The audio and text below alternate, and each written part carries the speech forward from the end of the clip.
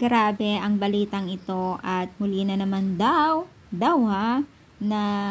magkakaroon ng ganitong sitwasyon. So ano nga ba ang ibig sabihin na ito? So bago natin ipagpatuloy ang ating pag-support today's video, kung bago ka pa lang sa aking channel, please subscribe, like, and pakit na rin po natin guys ang notification bell upang ma-update po tayo tuwing ako pinag-upload patungkol sa Team Kalingap.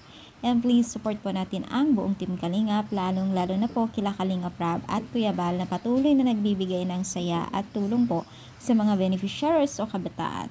Alam niyo ba guys na maraming usap-usapan po talaga dito sa larangan ng social media, lalo na pa man po ngayon po ay nagkaroon po ng chance na mag-love team itong si Joy at Kalingapatan. So marami pong nagsasabing hindi negative o negatibong bagay na muli na naman doon magkakaroon na naman daw ng papayakan itong si Kalingap Dan. So guys, napapa-question lang tayo kasi wala naman pinaiyak si Kalingap Dan, diba? So sabi talaga nila na itong si Joy daw ay kawawa daw someday kasi papaiyakin lang daw itong si Kalingap Dan. Napakalabo naman kasi wala pa naman tayong nabalita na pinaiyak ni Kalingap Dan, no?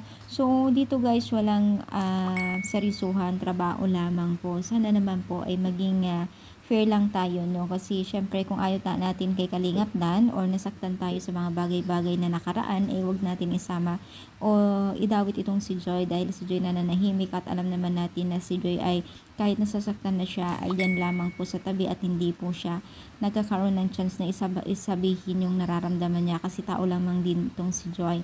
Alam naman natin guys na lahat tayo nasasaktan at nagkakaroon ng posibilidad na pananakit sa dibdib pag nasobrahan po yung ginagawa ng ibang tao sa atin, di ba?